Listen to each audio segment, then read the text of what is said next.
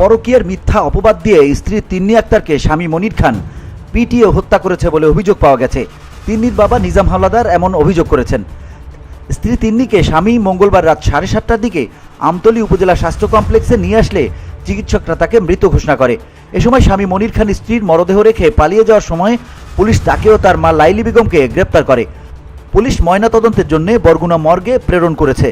ওই দিন বিকেলে তার মরদেহ বাবার পারিবারিক কবরস্থানে দাফন করা হয়।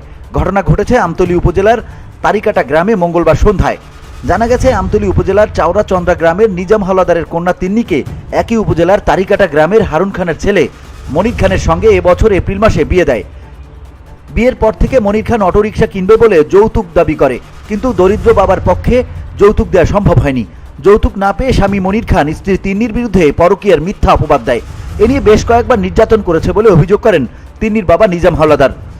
মঙ্গলবার সন্ধ্যায় স্ত্রী তিন্নিকে স্বামী মনির খান পরকীয়ার মিথ্যা অপবাদ দিয়ে পিটিয়ে গুরুতর জখম করে। পরে স্বামী আহত তিন্নিকে আমতলী উপজেলা স্বাস্থ্য কমপ্লেক্সে নিয়ে আসে। ওই হাসপাতালের চিকিৎসক ডাক্তার মনিরুজ্জামান খান তাকে মৃত ঘোষণা করেন। এ সময় ঘাতক স্বামী মনির খান স্ত্রীর মরদেহ হাসপাতালে রেখে পালিয়ে যাওয়ার সময় পুলিশ তার মা ও তাকে গ্রেপ্তার করে। ময়নাতদন্ত শেষে তার মরদেহ বাবার বাড়ির পারিবারিক কবরস্থানে দাফন করা হয়। এই ঘটনায় আমতলী থানায় হত্যা মামলা দায়েরের প্রস্তুতি চলছে। BOD Bangla news desk.